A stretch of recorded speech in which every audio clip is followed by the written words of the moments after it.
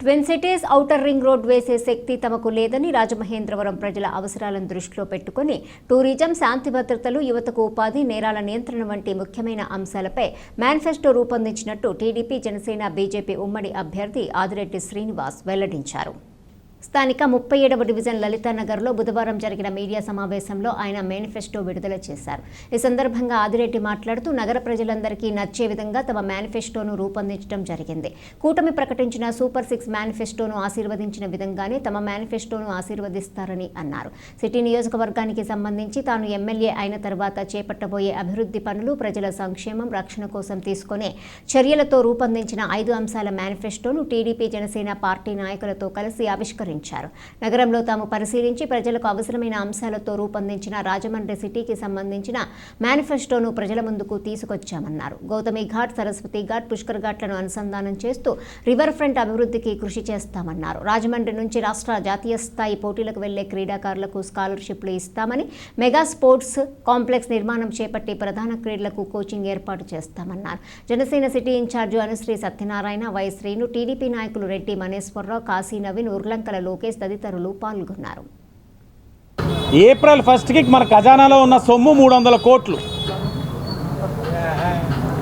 April 2 4,000 కోట్లు కావాలని అర్జీ పెట్టుకుంది రాష్ట్ర ప్రభుత్వం. అంటే పెన్షన్స్కి కానీ జీతాలకు కానీ ఇవ్వడానికి ఖజానాలో డబ్బు లేదు. ఎలా డబ్బులు ఇచ్చేద్దాం అనుకుంటున్నారు పెన్షన్కి? 4,000 కోట్లు అర్జీ పెట్టుకుంటే నిన్న రాత్రి పడ్డాయి 4,000 కోట్లు.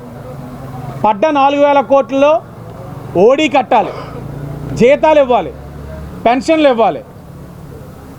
అంటే డబ్బు లేదన్న అంశాన్ని డైల్యూట్ చేసి, పెన్షన్లు ఇవ్వనివ్వట్లేదన్న అంశాన్ని హైలైట్ చేసి డైవర్షన్ పాలిటిక్స్. 1వ తారీఖునే రాజమండ్రి సిటీలో జరుగుతున్న పరిణామాలు దృష్టిలో పెట్టుకొని రిటర్నింగ్ ఆఫీసర్ గారు చాలా స్పష్టంగా అడిగాం, సార్ పెన్షనర్స్ ఎవరు ఇబ్బంది పడకూడదు, ఇంటింటికి పెన్షన్ ఇచ్చే కార్యక్రమం తీసుకోండి. వాలంటీర్ వ్యవస్థకి మేము వ్యతిరేకం కాదు, మేము కొనసాగిస్తున్నాం, జీతాలు పెంచుతామని మేము హామీ ఇస్తూ ఉంటే మేము వ్యతిరేకం అంటారేంటి? క్రీడారంగాన్ని మొత్తం నిర్లక్ష్యం వ్యవహరించారు. క్రీడారంగాన్ని గత ప్రభుత్వం టీడీపీ హయాంలో అధిక ప్రాధాన్యత ఇచ్చి ఈరోజు రాజమండ్రిలో ఉన్న స్కేటింగ్ రింగ్స్ కానీ, షటిల్ కోర్ట్స్ కానీ, టెన్నిస్ కోర్ట్స్ కానీ, రన్నింగ్ ట్రాక్స్ కానీ ఇవన్నీ కూడా గత ప్రభుత్వంలో చేసుకున్నాయి. వీళ్ళు ఒక్కటంటే ఒక్కటైనా చేయగలిగారా? వైసీపీ 5 సంవత్సరాల అధికారంలో ఏదీ లేదు. మాటలకు పరిమితమైన, ఫ్లెక్స్ల పరిమితమైన, గ్రాఫిక్స్కి పరిమితమైన. క్రైమ్ నియంత్రణ, కల్చరల్ హబ్ అన్న రాజమహేంద్రవరం క్రైమ్ హబ్ అయిపోయింది. Cultural hub to crime hub.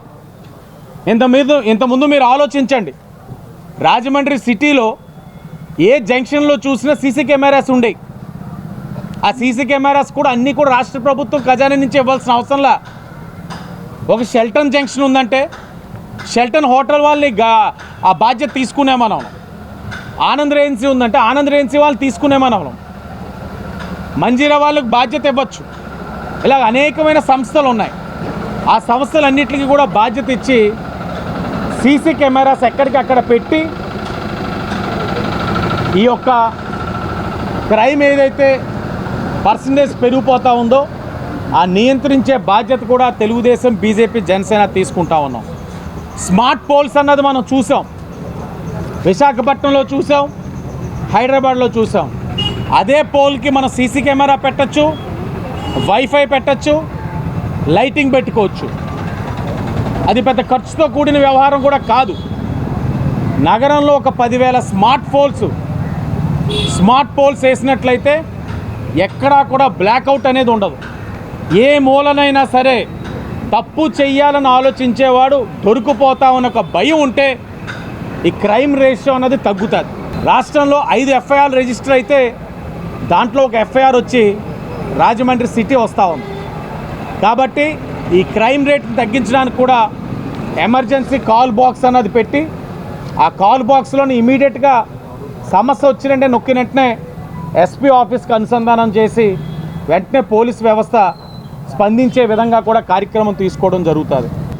ఈ బ్లేడ్ బ్యాచ్, గంజాయి బ్యాచ్ ఆగడాలు చాలా మితిమీరిపోతూ ఉన్నాయి. వాళ్ళ కోసం స్పెషల్ హెల్ప్ లైన్ పెడతాం. ఇంతకుముందు షీ టీమ్స్ ఉండేవి, మా గవర్నమెంట్లో షీ టీమ్స్ ఉన్నాయి. ఇప్పుడు ఏమైపోయినాయి ఆ షీ టీమ్స్? మఫ్తీలో వచ్చేవారు, ఎక్కడైనా ఆడపిల్లలతోటి తప్పుగా ప్రవర్తించినా లేకపోతే మిస్బిహేవ్ చేసినా వాళ్ళపైన కఠినమైన చర్యలు తీసుకునేవారు. ఇప్పుడు ఏమైపోయినాయి ఆ షీ టీమ్స్? మహిళల పట్ల బాధ్యత లేదా ఈ వైసీపీ వాళ్ళకి? ప్రత్యేక హెల్ప్ లైన్ కూడా ఏర్పరిచి తక్షణమే ఆ సమస్య తెలిసిన వెంటనే స్పందించే విధంగా కూడా అన్నీ కూడా స్ట్రీమ్లైన్ చేయడం జరుగుతుంది. ఆరోగ్యకరమైన రాజమహేంద్రవరాన్ని కోరుకుంటా ఉన్నాం. ఎక్కడ చూసినా దోమలు, విపరీతమైన డ్రైనేజ్ వ్యవస్థ దెబ్బతింది. ఎక్కడ చూసినా డ్రైనేజ్ నిండా విపరీతమైన చెత్త, తీసే పరిస్థితులు లేవు. 5 అయితే చాలు రాజమహేంద్రవరంలో దోమల దండయాత్ర. వీటన్నిటిని కూడా పరిష్కరించేందుకు ఆరోగ్యకరమైన రాజమహేంద్రవరం. పెన్షన్స్ వాళ్ళ ద్వారా ఇవ్వద్దు అన్నదానికి కూడా కారణాలు ఉన్నాయి. ఒకటి, వైసీపీ వాళ్ళు పదే పదే మా కార్యకర్తలు అన్నారు కాబట్టి ఒక అపోహ అనేది రాజకీయ వ్యవస్థలో ఉంది. 2, మీరు వాళ్ళతో ఇప్పిస్తే తప్పకుండా వైసీపీ వాళ్ళు కోడ్ ఉన్న వాళ్ళని ఇబ్బంది పెట్టి ప్రలోభ పెట్టి ఫ్యాన్కి ఓటేయండి అని చెప్పిస్తారు. పాపం వాళ్ళకి ఏమీ తెలియదు, వాలంటీర్లను ఇబ్బంది పెట్టిస్తారు వైసీపీ వాళ్ళు ఇది చెప్పమని. ఆ టైంలో మేము ఉంటాం, మేమేమో దాన్ని అపోజ్ చేస్తాం. Unnecessary law and order issue వచ్చి వాళ్ళు నలిగిపోతారు సార్ అంటే రిటర్నింగ్ ఆఫీసర్ కూడా గ్రహించి వాస్తవమే కదా అన్నారు.